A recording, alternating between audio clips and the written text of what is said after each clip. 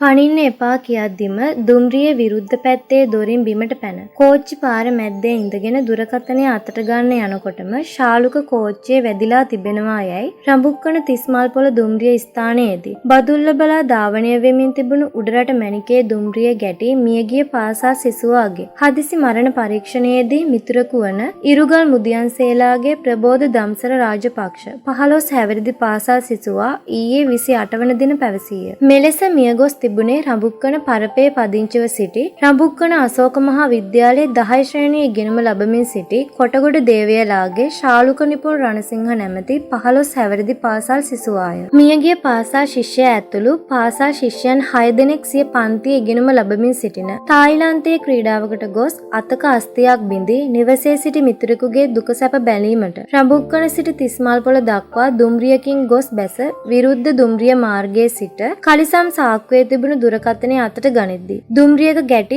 පාසල් ශිෂ්‍යයා මිය ගොස් තිබිණි. මියගිය පාසල් සිසුවාගේ හදිසි මරණ පරීක්ෂණය ඊයේ 28 වන දින කෑගල්ල හදිසි මරණ පරීක්ෂක රේණුකා සුබෝධනී කළුආරච්චි නිශංක මහත්මිය ඉදිරියේ කෑගල්ල මහ රෝහලේදී සිදු කෙරිණි. එහිදී වැඩි දුරටත් අදහස් දැක්වූ පාසල් මිතුරා මෙසේද පැවසිය.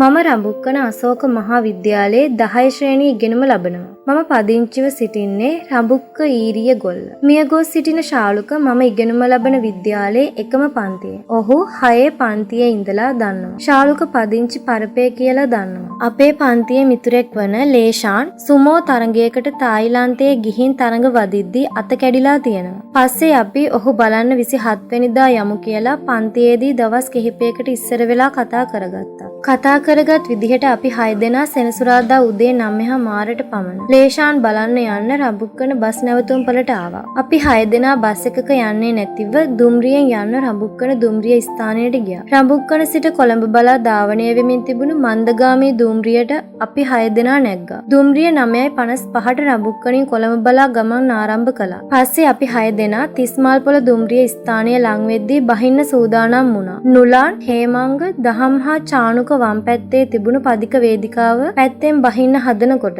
ශාලුක අනිත් පැත්තෙන් බිමට පනින්න හැදුවා. පස්සේ දුම්රිය තිස්මල්පොළ දුම්රිය ස්ථානයේ නතර කළා. මිතුරන් පනින්න එපා කියද්දී ශාලුක විරුද්ධ පැත්තෙන් බිමට පැන්නා. මමත් ඒ එක්කම කෝච්චියෙන් බැස්සා. බහිනකොටම ඈතින් පොල්ගහවෙල පැත්තේ ඉඳලා මහනුවර පැත්තට කෝච්චියක් වේගයෙන් නලාව ශබ්ද කරගෙන ආවා. පසුව ශාලුක මහනුවර පැත්තට යන දුම්රිය මාර්ගයේ මැද සිට කලිසම් සාක්කුවක තිබුණු දුරකථනය ගණමින් සිටියා. මම දැක්කේ එච්චරයි. ඊට පස්සේ මොකද වුනේ කියලා මම දැක්කේ නෑ. පස්සේ කෝච්චිය නුවර පැත්තට ගියා. ශාලුක උඩබැලියත්තට පදික වේදිකාවට යන පඩිපෙළ ළඟ වැටිලා හිටියා. මම ගිහින් ශාලුකට කතා කළත් කතා කළේ නෑ. අසල්වැසියන් ගොඩක් අය තිස්මල්පොළ දුම්රිය ස්ථානයට ආවා. මට ක්ලාන්තය හැදුනා. පැත්තකට වෙලා හිටියා. අනිත් පදික වේදිකාවේ සිටි නුලාන්, හේමංග, දහම් හා චානුකටත් ක්ලාන්තය හැදිලා තියෙනවා. පස්සේ මහනුවර පැත්තට ගිය කෝච්චිය නතර කර ශාලුකගේ දේහය අරන් ගියා. අපි 5 දෙනා පස්සේ ත්‍රිරෝද රථයකින් රඹුක්කන දුම්රිය ස්ථානයට ආවා. එතකොට ශාලුකගේ අම්මයි ගමේ අයයි පිරිලා හිටියා යයි පාසල් ශිෂ්‍යයා වැඩිදුරටත් පැවසීය.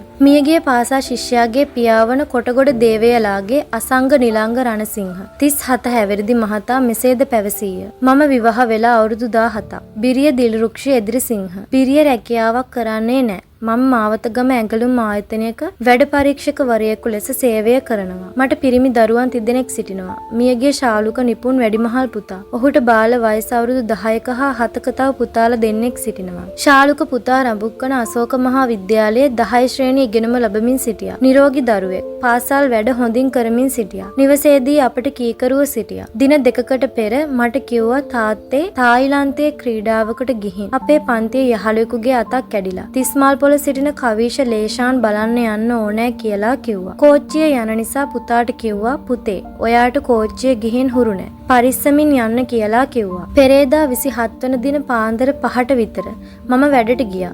ඒ යනකොට පුතා ගෙදර නිදාගෙන හිටියේ. පස්සේ මට බිරිය කිව්වා පුතා උදේ නැගිටලා ඔළුවේ මොනවද ගාලා හිසකෙස් ඉත්තෑ කූරු වගේ කවදාවත්ම නැතිව හදාගෙන උදේ ගෙවල් ළඟින් 9ට තියෙන බස් එකේ රඹුක්කන ගියා කියලා. පස්සේ මට උදේ 10:45ට පමණ මගේ පන්තියේ එකට ඉගෙනගත් නුවන් මිතුරා කතා කර කිව්වා කොල්ලා කොහේ හරි ගියාද කියලා. කතා කරලා බලන්න කියලා කිව්වා. පස්සේ මම නිවසේ සිටි බිරියට කීවා පුතාට කතා කර බලන්න කියලා. බිරිය මට නැවත කතා කර කිව්වා පුතාගේ දුරකථනයේ වැඩ කරනවා කතා කරන්නේ නෑ කියලා. ඊට පස්සේ මට දෙතුන් දෙනෙක් කතා කර විවිධ දේවල් කිව්වා. පුතා ගෙදර ඉන්නවාද කියලා ඇහුවා. මම ඇඟලුම් ආයතනයේ රඹුක්කන දුම්රිය ස්ථානයට ආවා. එතන ගමේ අය ගොඩක් පිරිලා හිටියා. පස්සේ මට තේරුණා මගේ පුතා මිය ගිහින් කියලා. පුතාගේ දේහය කියා හඳුනා ගත්තා. මට මරණය ගැන සැකයක් නෑ. දුම්රිය ගැටි මිය යන්න ඇති කියා හිතනවා. මිය ගොස් සිටි පාසා සිසුවාගේ පශ්චාත් මරණ පරීක්ෂණය ඊයේ 28 වන දින කෑගල්ල මහ රෝහලේ අධිකරණ වෛද්‍ය නිලධාරී වෛද්‍ය ජී.සී.බී. මංගල කුමාර මහතා විසින් සිදු කරන ලදී. දුම්රියක ගැටි හිසට හා දෙපා වලට ඇති වූ බහුවිධ හානි හේතුවෙන් ඌ හදිසි මරණයක් බවට කෑගල්ල හදිසි මරණ පරීක්ෂක රේණුකා සුබෝධනී කළුආරච්චි නිශ්ශංක මහත්මිය තීන්දුව කළාය. රඹුක්කන පොලිසියේ පොලිස් සැරයන් බණ්ඩාර